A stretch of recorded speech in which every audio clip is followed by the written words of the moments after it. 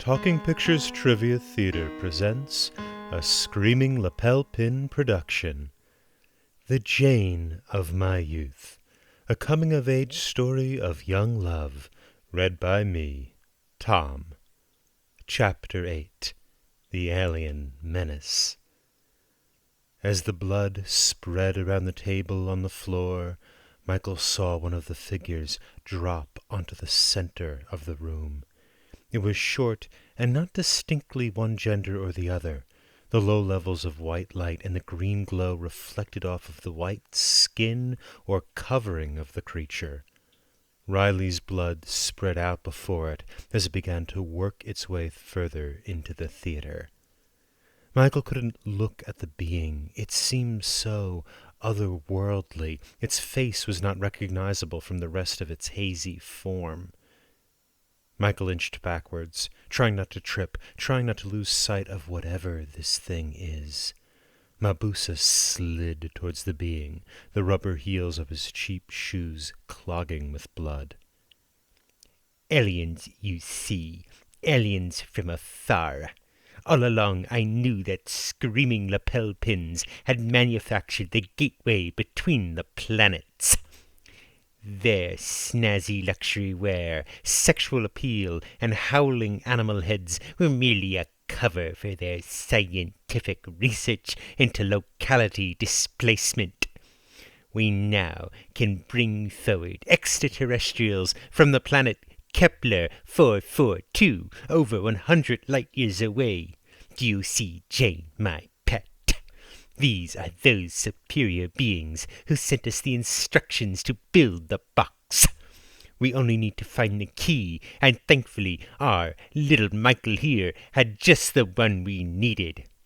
Join the pin and box, open the gateway to a superior being, a species that will rule the world. Jane stepped back. Still silent, she looked on, expressionless. What was wrong with her, Michael thought, still believing, somewhere in the back of his mind, that after all of this was said and done, they could go out on that date. He moved towards her, and Mabusa moved closer to the alien. Welcome, my friend, to Earth, your new kingdom. The creature turned and reached a long, slender limb towards Mabusa, yanking him forward. At that moment, Jane held up her hand over Michael's eyes. He heard Mabusa scream, a long, nasal, painful scream, interrupted by the sound of blood catching in his throat. When Jane took her hand away, Michael saw what had happened. The alien had pulled the head and spinal column directly out of the body of Mabusa, exposing webs of nerves and tendons, rotting on the red, dying meat of his ruined muscles. His eyes had exploded, ocular jelly dripping down his cheeks and onto the broken muscle tissue still linked to his back. His voice still worked, and he screamed, begging for mercy, as the alien began to slowly tear bits of muscle from off Mabusa's face and placing it into its mouth. Blood spouted out of the flayed body like water from the Trevi fountain. The alien grabbed Mabusa's tongue and yanked it out of his head, causing another enormous stream of blood to shoot out of Mabusa and hit Michael square in the forehead, dripping down his nose and still open mouth. He grabbed Jane's hand. "Run!"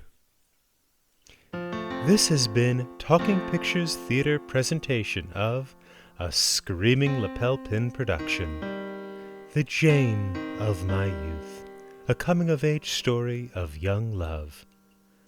This week, Screaming Lapel Pins has on sale the lacerated avocado hoarding white-breasted nuthatch.